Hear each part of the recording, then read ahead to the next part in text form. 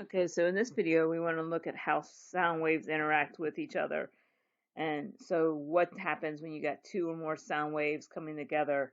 Now, because I cannot draw longitudinal waves, as you know, I'm going to actually do this example in transverse waves and let some additional videos that have the computer generation stuff do the stuff in the longitudinal waves. So the same concepts are going to happen, but we're going to look at it. So let's look at, we have a wave traveling to the right. So a black wave there, a green wave here, and they meet crust to crust. Horrible drawing, apologize about that. So what happens when they meet crust to crust? I'm going to get a wave here, nothing happens, and then here, all of a sudden, I have an increased amplitude. So I have amplitude plus amplitude, giving those two amplitudes. So I have constructive interference. So the waves are adding together. So if you think about where you can get two sound waves coming together and you're adding amplitude, so what's going to happen? So that's what we're going to talk about here in a second. But before we get to that, let's look at the same wave here. Crest peaking, and then, a trough. So what's going to happen here? And I'm going to get nothing. So the waves are going to cancel out, and I get destructive interference. So if we're looking at light, like super intense light or no light, but we're looking at sound, so when we get destructive interference, we're going to have no sound here.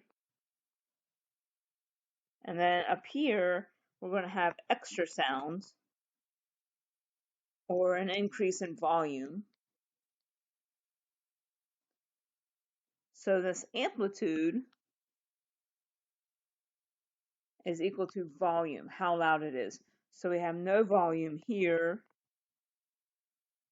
and we have loud volume. So the height of the wave, the amplitude, is equal to the volume. So if you're looking at waves here, so if I have this wave here, and then I increase the amplitude, I've increased the volume. So the amplitude of the wave is related to the volume of the wave. Well, so what happens when I change the wavelength? So here's my first wave here, but then I change my wavelength, but I keep my amplitude the same. So the volume remains the same, but what happens? So now I've got a wavelength that has decreased, but my frequency has increased. And this is where in these extra videos, when you can actually hear this, is going to help out. So what happens is if I've got a frequency that increases, a higher energy, so my tone is going to start going higher. So when the frequency increases, my pitch or my tone will increase. So if I have a low frequency, long wavelength versus a high frequency, short wavelength, I'm going to and looking at the different tones. So remember in my one video I said you have a bass drum versus a snare drum. So the head of the bass drum is bigger than the head of the snare drum. So when you hit the bass drum, you get longer wavelengths. Where you hit the snare drum, you get shorter wavelengths. So you get a higher pitch note here, and you get lower pitch or deeper sounds there. The harder you hit the drum, the louder the volume, and you change the amplitude. But you can actually go through and get a different pitch by changing the drum set. So that's why the quads, you'll see them with different sized heads with 4 set of drums, or when you have a band, you have these multiple set of drums, a trumpet versus a cornet, piccolo versus a flute, an alto sax versus a bari sax. All these different instruments are based off of how you change the wavelength depending on what tones you can actually go through and get. So all these go through and happens with interference, and then the size impacts the type of tones that you're getting. Well, what about echoes? This is actually due to reflection.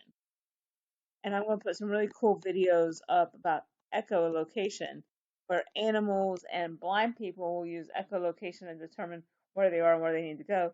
But a reflection is when you got a sound that's going one way, hits a wall or hits something and bounces back. So that's a wave going one way and a wave coming back. So that's your reflection or your echo.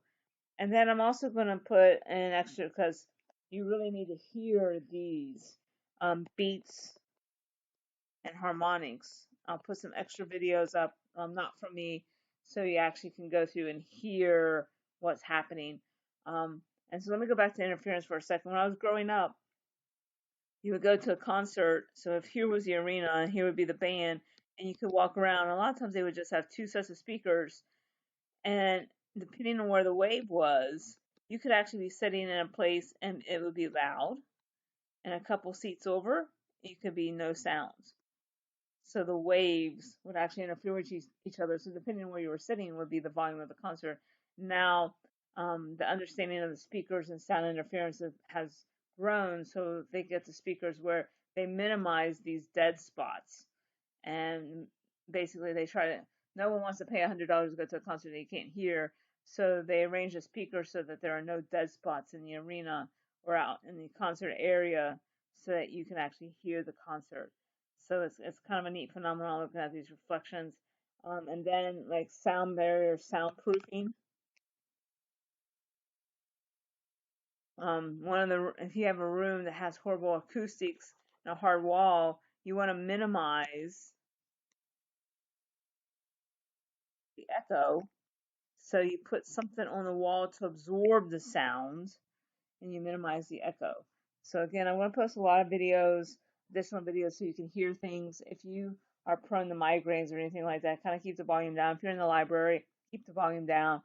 If you're at home and your parents are there and you don't put some high pitched sounds or loud volume sounds and annoy them. So just kind of keep that in mind as you're going through, because the sounds can be loud. If you remember in elementary school where you took the hearing test, some of the sounds can be like that high pitched. Some people call it squeal, but just that high pitched sound that some people really do not like. So just kind of careful with that. Keep the volume on low, and we can go through and look at that. And we're going to go through and I'm going to show you videos on the ear, how the ear is working. The ear is phenomenal. Just, it's amazing. Well, while you're here, let me talk about that for a second. Most of you are evolving kids, and a lot of you swim. And so you've been in water, and your mom's been yelling,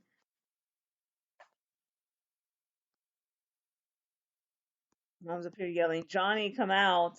But what happens is the sound comes in and hits the water and bounces back off. That echo that we're talking about, that reflection, bounces off. So sound does not travel well from air to water. So let me exaggerate the ear for a second. You'll see this in the video. You have your fluid sac. Sound should come into your ear and bounce off. We should not be able to hear.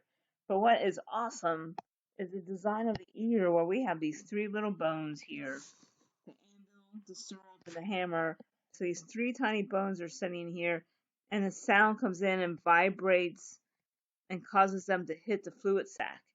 So if you think about it, okay, well, not that we're going to put a big fish in here with a human, but if you go to SeaWorld or something, they will tap the water and cause the water to vibrate for the fish or the whales or the dolphins to hear, so to speak, that vibration.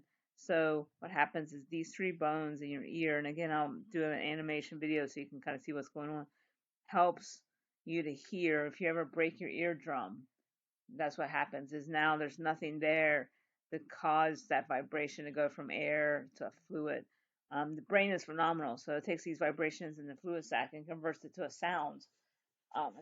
It's mind blowing how awesome the ear works. So again, watch the videos, take notes on them, and ask me if you have questions, please.